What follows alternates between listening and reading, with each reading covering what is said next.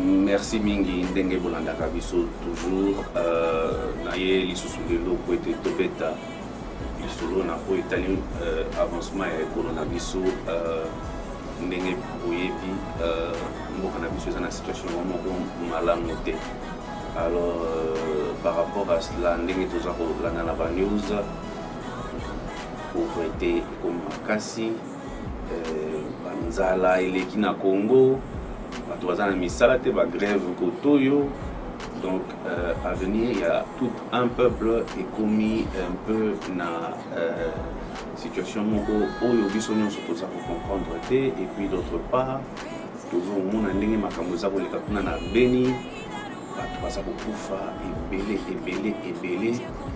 L'image ya ndenge wana eza tellement horrible que na internet biso nyonso bakongole esika tozali, donc choc eza makasi.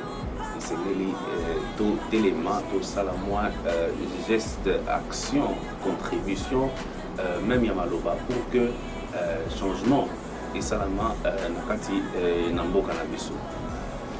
Na yango nameki kosala mwa analyse concernant situation actuelle ya mboka na biso na comprendre que le plus grand problème ezali problème ya crédibilité ya nini.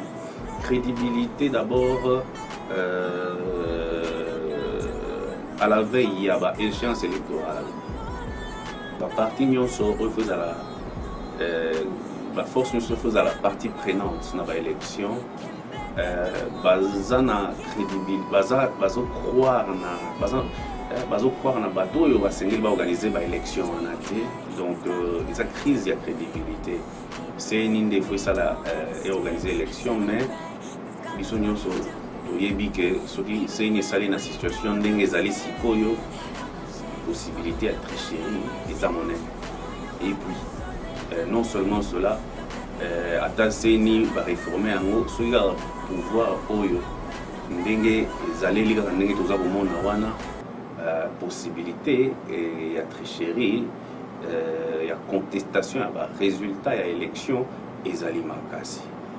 D'où l'impérieuse nécessité il y a compromis politique pour koyeba ko décrisper atmosphère politique ya mboka na biso, ko mettre bato nyonso en confiance a ebiete que azokende élection et que résultat oyo ekozala publié ezala résultat oyo elongobani ezala vrai résultat. C'est ça le nœud du problème. Et puis l'autre volet ezali que président Tozana actuellement a petit déjà 2 mandats et que Aza coupé sa position à clarté sur départ naé du pouvoir. Donc ça donne une frustration à la classe politique et la frustration et en ça la opposition p de l'autre côté Aza pour se préparer parce que l'opposition aussi a limité à la pris à pied levé, donc à la surprise beaucoup désagréable.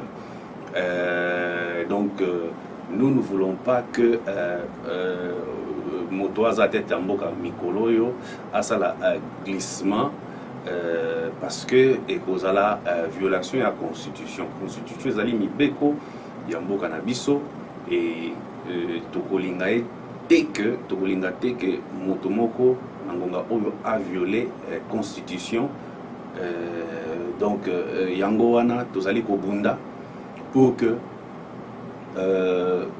makambo nyonso etangi maponami oyo etangi élection esalama malamu. Mais po esalama malamu esengi toujours nde nauti koloba wana un compromis politique, une CENI crédible et un pouvoir qui sera lors de l'organisation de l'élection un pouvoir crédible. D'où l'impérieuse nécessité il y a trouver compromis oyo et pour permettre à ce que évendre sa démocratie et puis ça un élan nouveau na makambo etali botambo selimboka na biso République démocratique du Congo. Lelo oyo tokoki koboya dialogue mais toyeba ete ata tokei na article 64 que non peuple yemoko a revendiqué ba droit na ye pas au pouvoir na ye même soki azwi yango toko suka kaka na problème oyo ya crédibilité ya moto oyo esengeli a organiser ba élection d'où ekosenga toujours que tokende sous na table de négociation pour se mettre d'accord. Mais en ce moment-là, Makile Gozala DGC Tanguy trouble c'est Salami. Alors, pour prévenir toutes ces choses-là, un homme politique, c'est celui qui voit loin, un visionnaire qui sait prévoir. Yango wana biso toza ko prévoir que dialogue et salama pour na été Makile Tangate et mboke c'est souffrir makasi comme mboke souffrir makasi. Et alors, il continuer na ba difficulté ou na dialogue ndeko poser ba jalon ya sika pour vous permettre à ce que la base de la démocratie Evanda continuer sur de nouvelles bases. Et puis le président sortant ce qui a le pouvoir dans la constitution il s'engage qu'après 2 mandats à Sala Soso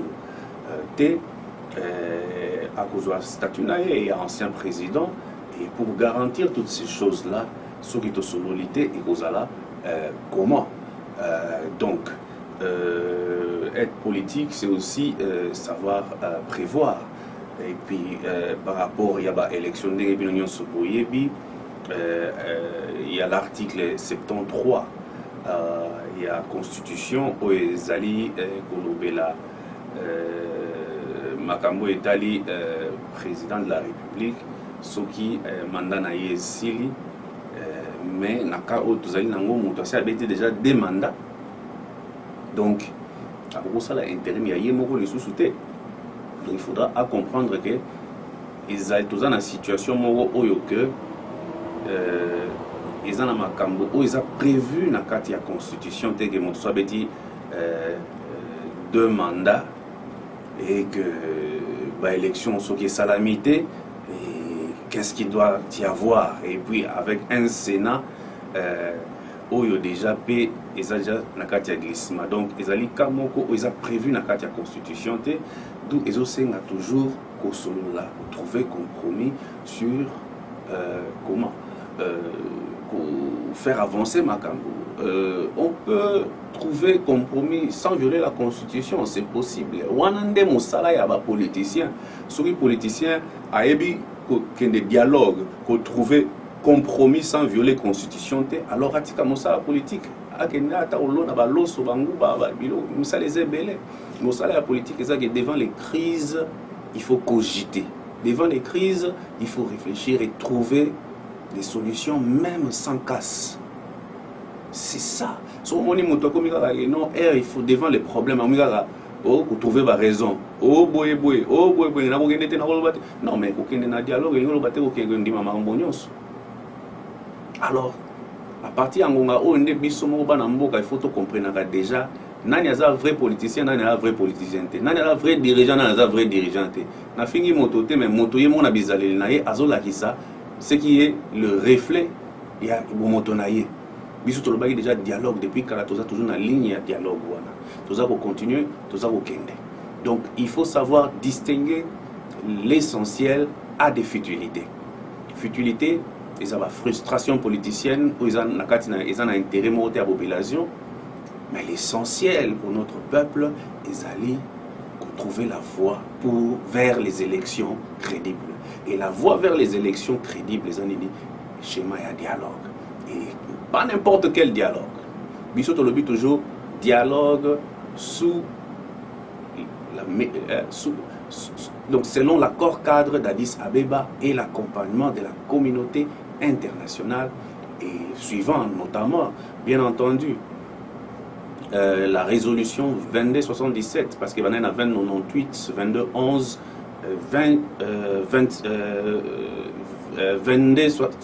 2277 et résolution wana nde yango ezo pesa ezo mettre en exergue ezali ko bimisa comment je peux la substance oyo ezali lokola c'est que biso esengeli tosala problème ya Congo eza kaka ya biso te ezali mpe koconcerner bamboka oyo eza bapays voisins mais pour y arriver ezosenga na biso moto se réconcilier avec nous-mêmes yango omonaki rassemblement esalamaki mais bien que rassemblement esalami eza toujours na bato oyo bazali kocomprendre te oyo bakomprenaka toujours na retard mais loko ya rassemblement esalami sikoyo ngonga ebeti mpona kosala lombango ke bato baki na table ya négociation pour que solution ezala trouver.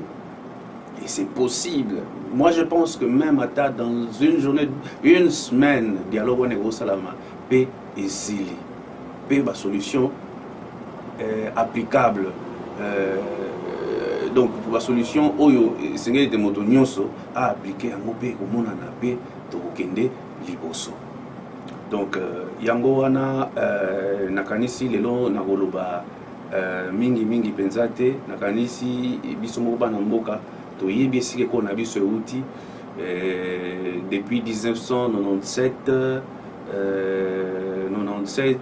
2001 bon Kabila sabeti plus de 15 ans au pouvoir donc singeli peut à comprendre que ce qui mboka na réellement donc Congo démocratique démocratie de frapper donc parce que 15 ans c'est trop donc c'est ça c'est donc c'est le moment où jamais le dialogue c'est l'occasion ou jamais pour lui.